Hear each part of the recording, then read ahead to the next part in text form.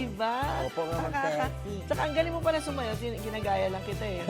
Magaling talaga po ako sumayaw. Oo Yung nga eh. napapanood ko po yun sa mga Oo. TikTok or any other channel. Oo, tsaka, Ginagaya ko po yun. at saka gymnast ka rin, di ba? Opo. Actually, pwede kang Carlos Yulo eh.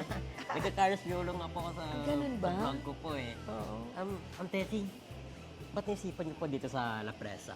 Oo, wala, ano ito eh, binili ko tong La Presa Bar. Binili niyo po to? Oo, Ganun pala kayaman si Ma'am Tessie Tomas.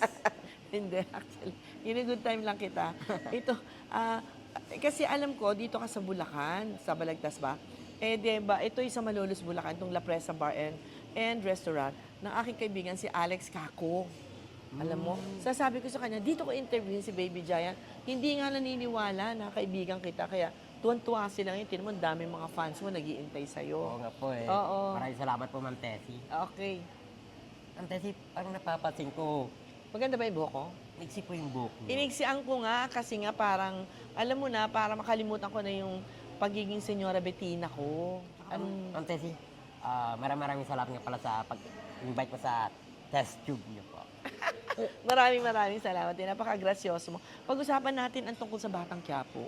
Kasi matagal-tagal ka na rin dyan. Ano yung paghihirap nyo dun sa ano na yon, sa mansyon namin nung pinaparusahan kayo ni Don Facundo? Grabe po, sobrang mahirap doon. Mainit, ano? Mainit kasi ano po eh, storage room. Tsaka, yun, sobrang ano namin, tinatali kami. Ako kasi yung tali ko, buong katawan tsaka paa. So, ganito eh. Kaya, ang init. Pero, sobrang ano naman po, sobrang nakaka-proud kasi sobrang taas po ng rating na yun eh. Oo nga, grabe so, yung din effort talaga. namin, Talaga. na ano naman. Nawawala ang problema natin. Pero para sa iyo at sa ano mo, sa katayuan mo, paano pag naiinitan ka o parang ang feeling mo nadidehydrate ka, marami kang uminom ng tubig? Paano ba? Opo, pag nadidehydrate po ako, pag sobra yung lumalabas yung pawis ko, ayun. Oo, nakita ko, hinawakan nga kita, basang-basa. Opo. Buti hindi ka na pneumonia nung gabing yun, no? Kaya po. Oo. Tapos, paano pag ba ikaw napapagod o nagkakasakit, pumupunta ka sa doktor, may sarili kang doktor din? O hindi ka nagpapadoktor? Hindi po Hindi ako naman. nagpa-factor po. Kasi 20 ilang ka lang ba? 22 na po ako. 22 ka lang, batang-bata pa. Yes po. Oo. Ikaw ba, ano ka, sinong mako-consider mo talagang discoverer mo para ma-introduce ka sa showbiz? Sino? Yun po, Sino naka-discover sa'yo? Ano po, si Direk Coco po talaga na-discover sa akin. Saan? Napanood niya po kasi sa TikTok, sa YouTube. Doon, kinuha niya po ako. And then, naging isa sa mga sidekick ng Oo. Tropang Tanggol. Tropang Tanggol. Pero teka, ikwento mo ng konti. Papaano ka na-break into showbiz? Paano ka napasok? Yung unang-una. Yung ano po talaga kasi... TikTok ka lang? Ano po talaga kasi ako, naging YouTuber, TikToker, tsaka... Ayun po, nagbablog po ako. And then po, mga ilang years din po, mga 1 year po bago po ako napasok ng showbiz. And then, Sino nagturo sa inyo ng mga content mo? yan po yung biggest break ko po, yung Batang Quiapo talaga po. And then, ito na po, may sumunod, Guy Bulilit naman.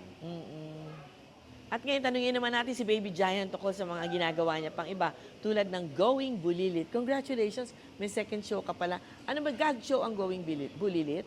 Opo, yung Guy Bulilit po. Oo. Ano po yun, weekdays po. And then, Ano, Saturday and weekdays? Sundays. Oo. Pag weekdays po, Lunes weekdays? hanggang Friday po yung ano namin. Alin? Yung pinapashow yung Telecast, oo. Apa. Pero ang taping mo, anong oras? Yung taping ko naman po sa Gwimbulilit, Saturday, Sunday. Dalawang araw din? Dalawang araw. Ano yung puro gags lang? Puro gags Sino lang. gumagawa ng gags dyan? Yun sila, yung ano po, yung writer po nila doon. Sino ba mga kasama mo doon? Marami po yung mga, ano po, yung mga cast po ng Gwimbulilit, yung mga bata. Ayun, yung mga director, yung mga... Yan. Sa tingin mo, para sa programa katulad niyan, ano ang dapat na piniprepare ng isang artista? Di ba kailangan memorize mo yung gags mo? Pangalawa, timing. Yes, Sa po. tingin mo, maganda timing mo. Timing. Saka yung paano mo po siya i-deliver. Yun. Yun po. So, may coach ka o may Wala po. pinapanood ka? Inaaral ko po yung... Inaaral? Yes. O, ibig mo sabihin, pag inaaral mo, nanonood ka ng mga gag shows? Yung napanood ko yung ibang mga dating gag shows. Tulad, And then, sino ina-idolize Yun mo? po, iba po nasa Gwimbulilit ako. So, Oo. yung dati po doon si Kuya Dagol po. Ay, So oo. pinanood ko yung mga video, Oo. mga old video ni Kuya Dagol, paano siya mag-deliver ng ng Jokes. jokes, ng gags, tsaka Galing yung masipag ka. pag-host po. Oo. Pero meron ka bang ina-idolize na comedian? Is it Dolphy or any of these stars na comedians? Marami po kasi akong ina-idolize na mga comedians. Tulad nino. Na Andrew E. Ayan. Sino yun? Andrew E. Andrew E. Oo. Jano Oo. Gibbs. Ano po? Wow, kumakanta yung mga yun. Yes, nga po, So, kumakanta ka rin. Kumakanta po, pero sintonado po ako. Hindi mo inaaral kung paano hindi maging disintonado? Hindi Di po. pa. Yun Pero po yung... mas parang okay ka sa sayaw muna. Yes po, sa Pero sayaw naaaral talaga. naman ang lahat, maniwala ka sa Yes. akin. Oo. Sige, babalik pa tayo dyan, pero pag-usapan muna natin kasi parang ang konti ng alam ko sa personal mong buhay. Kasi mas kilala kita bilang artista na kaagad, no? So, ikaw, 5 kayo magkakapatid? 5 po, 5 kayo 5. Ilan ang babae, ilan lalaki? Yung babae po, 2, and then yung lalaki naman, 3. So, ikaw, Renz ka, no? Ako po yung panganay sa... Renz, ano mga pangalan ng iba? Yung Renz po, si Alia Kay, si May, and then si Justin, at si James Benedict po. Ano yung apelyido nyo? Banya? Banya. Banya. At ang parents mo are still alive? Yes po, still alive po sila. So, Okay. nasa probinsya sila. Probinsya sila, okay. At ikaw pala, taga-Antique. Yes, po, Hala, mga taga-Antique po. wakwak dyan. Teka muna, yung bang katawan mo naghihiwalay sa gabi parang manananggal? Hindi po Ma'am Tessie. Hindi naman po niniwala yung katawan ko pag tuwing gabi. Hindi ka naniniwala doon? Doon ba sa lugar nyo may mga aswang? Mga kwento lang po yun. Hindi. Kwento lang. Hindi talaga? Ako kasi, lagi naman ako naglalakad yung gabi ko sa amin. Wala naman po ako nakikita doon. Oo. Pero bakit sinabi nila, pag sinabing Antique o kaya Sikihor, marami daw talagang mga aswang, multo, Hindi ko rin alam kung manananggal, nauuso lang, ano? Oo. O, maski kapre, wala no? Panakot lang sa mga bata na gabi na mauwi. Tama. Ngayon, kwento mo naman yung childhood mo, nung growing up years mo. Gaano kasaya yon? Tsaka, saan ba yung elementary mo? Doon lang? Doon ka lang nag-elementary? Apo, yung ko po, yung childhood ko kasi nakompleto ko. So, lahat ng mga larong kalye, nalaro ko na yan. And then, ayun po, nahilig po ako pumunta ng dagat. Kasi po yung namin, yung bahay namin, malapit po sa dagat. And then, malapit yun po sa bundok. Ang ganda. So, ano yung mismong town ninyo? Yung yung Barbasa. Kasi yung lugar namin, yung tawag sa lugar namin, when mountain meet the sea. Oo ba? Ang Kasi ganda. yung bundok, ay yung dagat, nagkikita po. Oo nga, ang ganda siguro. Oo. Tapos, ano yung, despite of your height and limitation, ano yung nalalaro mo? Tumbang preso, pwede ka? Yun po, lahat po ng talaga po, mga larong kalye po, tumbang preso, taguan, yun po, mga habu-habulan.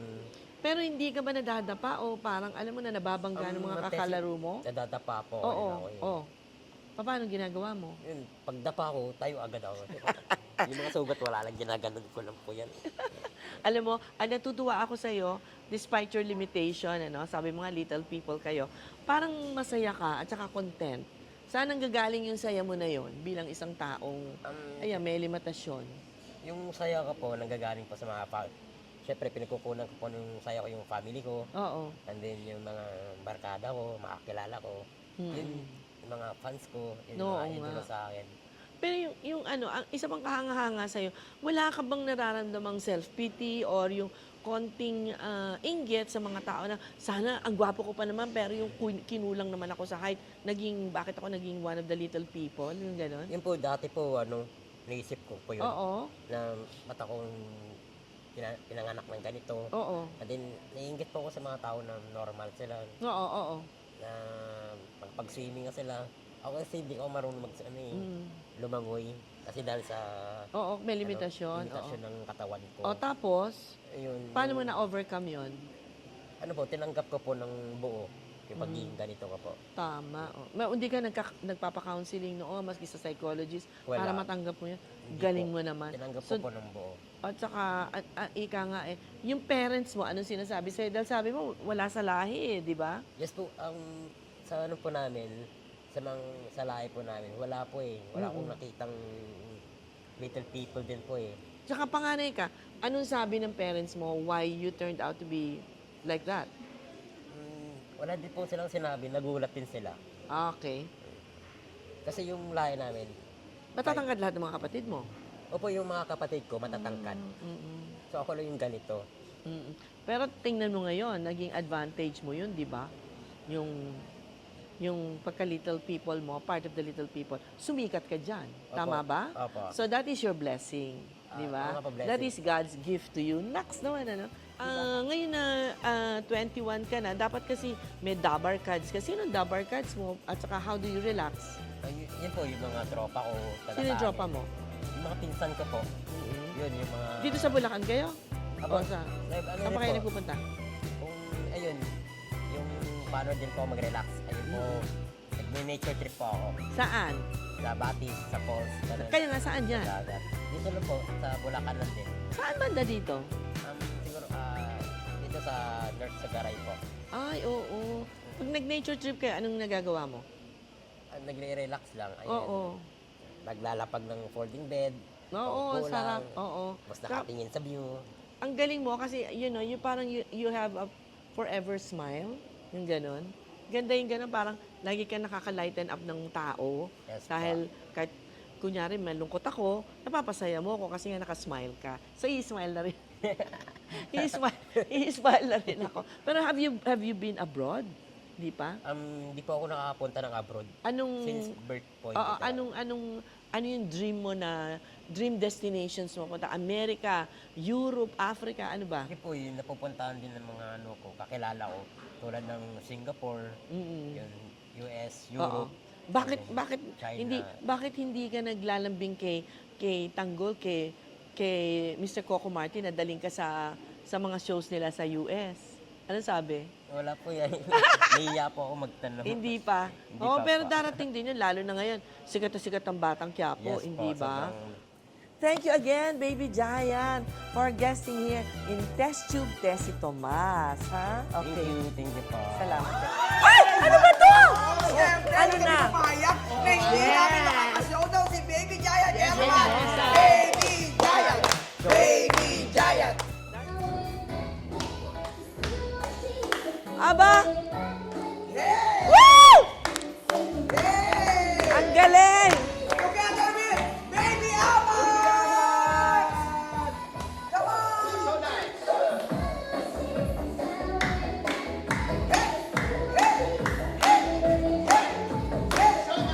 Showdown! Showdown! Ay!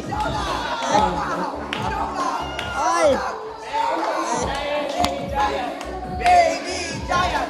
Baby Giant! Baby Giant!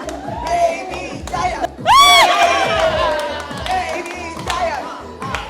Hey! Alex Caco, thank you! May-ari ng La Presa Bar and Restaurant. Thank you, Manny Junicia Obre, Ara Muna, and Iguana Lunier. Thank you, Lorna Coligado. Woo!